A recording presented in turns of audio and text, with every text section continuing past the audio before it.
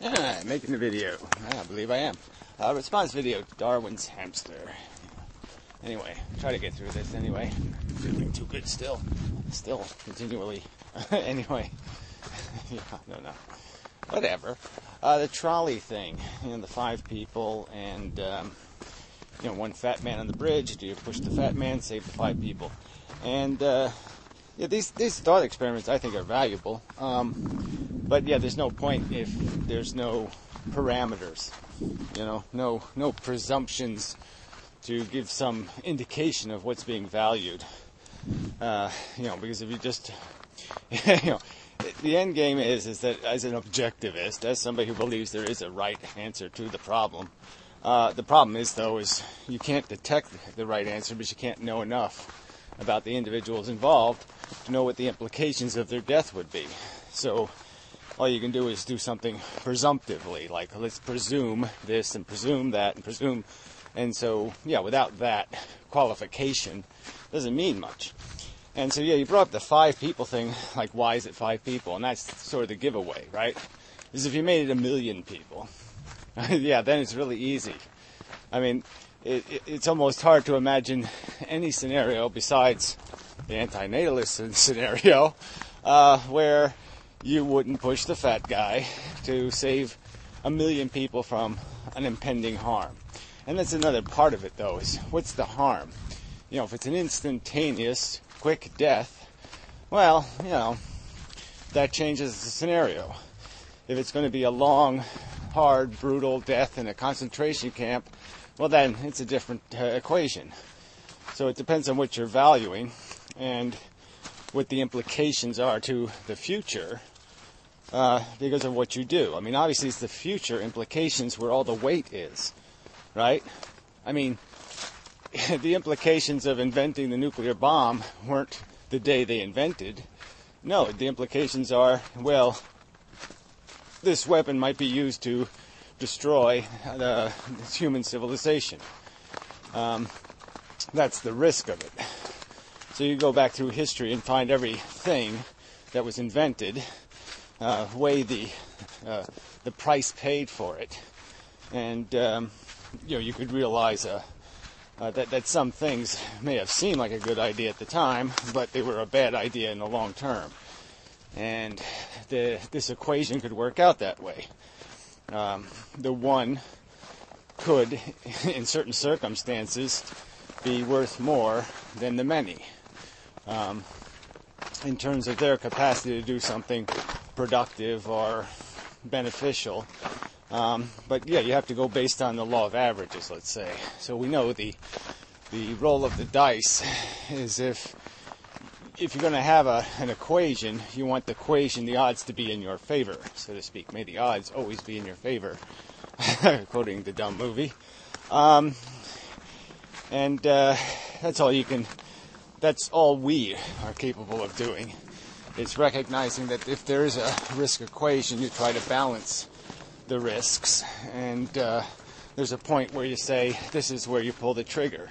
And so that's sort of the 5-person thing, is 5 people gives you a place to pull the trigger. If it was 1 for 1, 1 person for 1 person, it's a harder decision. I mean, it's not a harder decision, it's an easier decision because no decision becomes a more reasonable decision. Avoiding the decision becomes easier. But then you could just make it a small child or some other thing, and you just change the value. But that's the point of it, I think, is the 5 is just making it enough value to create just enough pressure to say, maybe something needs to be done. Maybe you can't just sit back and hope the fat man falls. You're just not allowed the luxury of letting nature do its thing. You have to interfere. There's a point where you're obligated to recognize that, oops, it is a rape taking place. Oops, I have to do something. And that's sort of the dilemma. That's the whole purpose of it, right? Is to create a scenario where doing nothing is kind of bullshit. where you have to at least think about it, at least consider what the implications are of doing nothing. But to answer the question, that's the tricky part, right? I guess from an anti-natalist point of view, they're going to get run over quickly. Yeah, don't push them over. Like I said, if there's suffering involved, like they're just going to get smashed up and pushed into the side of the road and suffer horribly, well, then you got to push them over. Because one person suffering versus 5, it's just kind of an overt equation, and you can't presume the 5 to be any more productive, because people are just as likely to be assholes as they are brilliant. So if you killed the 5, there's just as likely to be it's for every artist, there's an ogre kind of balance built in. And it might be even worse than that, actually. You might have the presumption that if they're on the tracks in the first place, why are they on the tracks? Were they defective human beings in some way in the first place? Are they just 5 homeless jerks? Not that they're jerks, but you know what I mean. Involuntarily broken. So you're stuck again with the same basic dilemma of you have to assume certain things about the quality of the people in the equation. And people are going to have a different answer if they presume a different thing regarding what the potential for the people who are involved is. So without that qualification, it's kind of pointless. How you doing? Hey, pup. Yeah, same to you.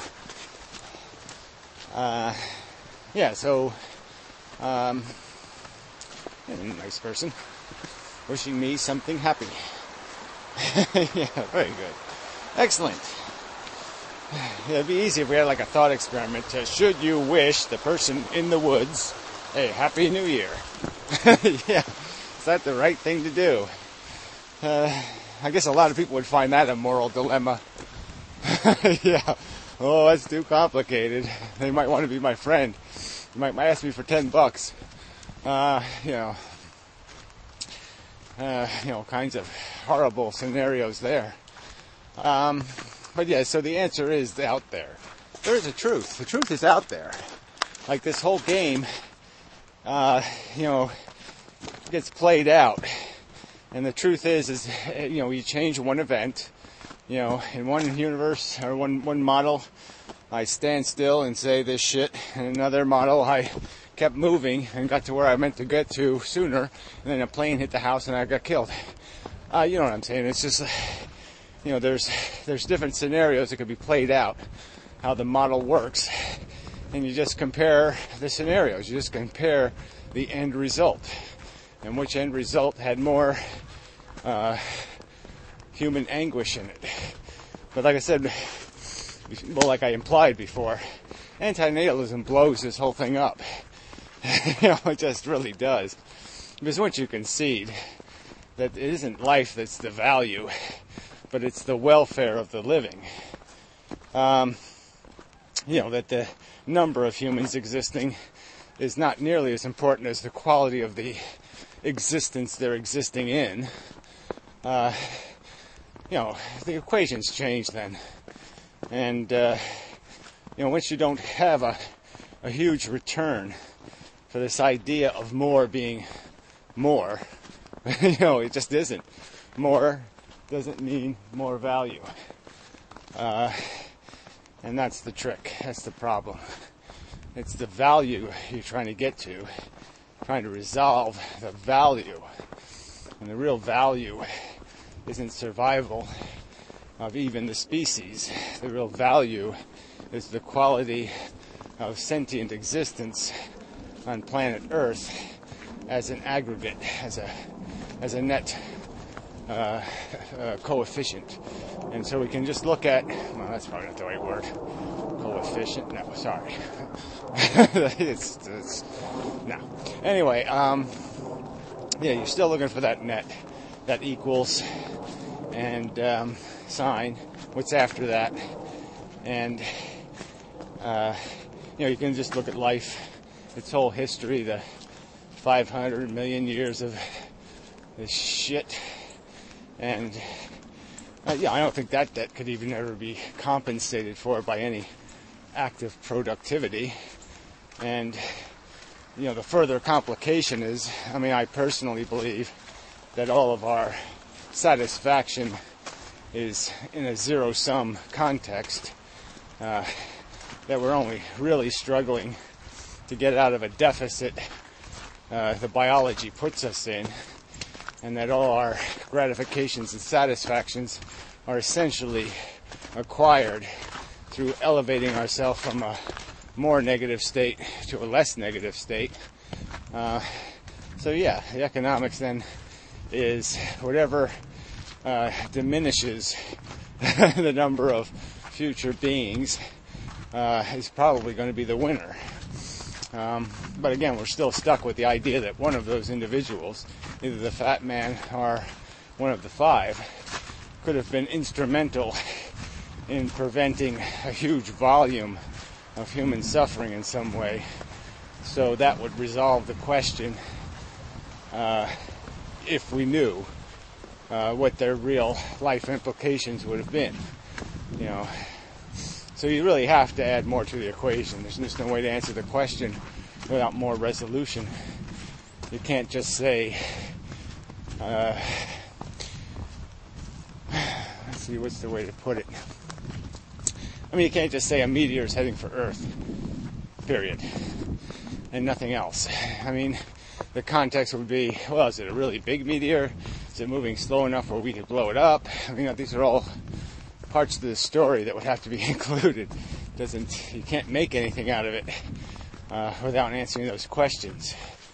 And this thought experiment has no resolution, without more information regarding the future would have beens of both sides.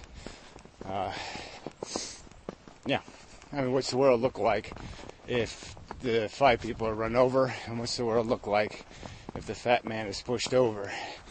And we just don't have access to that. And so again, maybe that's part of the question, is how do you solve the dilemma? And again, I'm just going to argue you go with probabilities.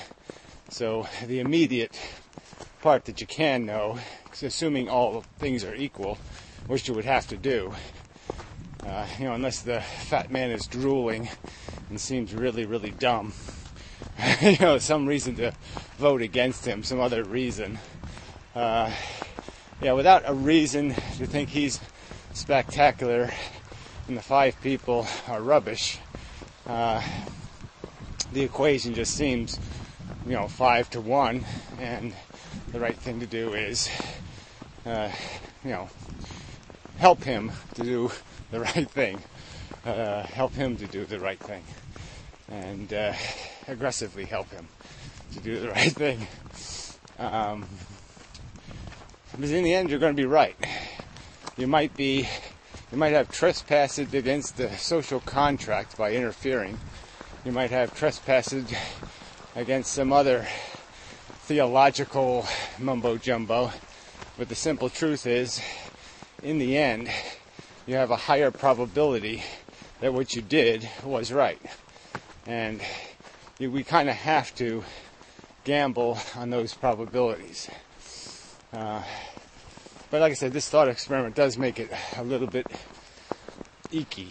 Just because it is this, 5 is a 5, it's more than 2, but it's not 5,000. So it doesn't make it clear enough and decisive enough. So it's almost like a 50-50 dice. But, any dice in your hands, you got to roll for the right number. They're going to get rolled anyway. I suppose there's no reason to never use your judgment. If your judgment says it's the right thing to do, and your judgment is understands probabilities. As long as your judgment is capable of assessing probabilistic outcomes semi-accurately, I guess you have to go with it. That would be your obligation. I mean, there's no point in having a brain if you're not going to use it. And the times when you really need to use it are the times when it is marginal. It's really easy when it's easy, you know. So, yeah, I mean, when you really need the intervention, sometimes is on the hard choices. That's where we really need that extra 0.02% efficiency. And maybe that's all we can bring to that equation. Maybe an outsider deciding all he can do is change an outcome by 0.2% over time by probability. You know, if it's just run over and over and over again with different outcomes and different decisions being made. But 2.2% is 0.2%. It's positive. You got to go with it. So yeah. So 5-1, you do it. The truth is, though, I couldn't do it. I don't think. I mean, I just don't know if I could get it. I'd be confident enough, you know, and that's the problem. And it's abrasive. It's offensive to my sensibilities. So I might know the right thing to do is to reach into somebody's guts, you know, and hold an artery closed. But I might not be able to do it. It might gross me out too much. And frankly, I'd feel a little bit totally fucked up pushing a guy over a bridge. So that's the other factor here, is what are we capable of doing? Not what we, like if I was a Terminator, you know, machine, just processing, I would go, yeah, I don't need to be back. I do it now. I just throw the fucker over. You know, so it's no problem. But I'm not the Terminator. I'm a mushy human being with emotional psychology. And, yeah, I'm going to have a hard time, you know, sticking my 2 cents in that a kind of aggressive way. I'm going to feel intimidated both by cultural training and by, you know, emotional wobbliness. It's just not going to be fun. It's not going to be as obvious as some sort of grenade in the trench scenario. It'd be a lot easier to throw yourself over the bridge, I think, than to throw somebody else over the bridge. I'm thinking, anyway. Yeah, well, it'd be easier for me. Obviously, I don't have that much to lose. But, yeah. So I don't think I've added a whole hell of a lot, except 20 minutes, right? Yeah, well, so it's a response. That's why I'm just responding. Turkey vultures, a lot of them around here nowadays. You get flocks of them, like in the hundreds, like that. Hundreds of them flying together. And they just, I don't know what the hell, I don't know how they survive the winter, actually. They sit on fences and stuff and just look really depressed. But they do seem to survive. Can't deny it. They're flying. They must be eating something. Good garbage, I guess. Anyway, till next time.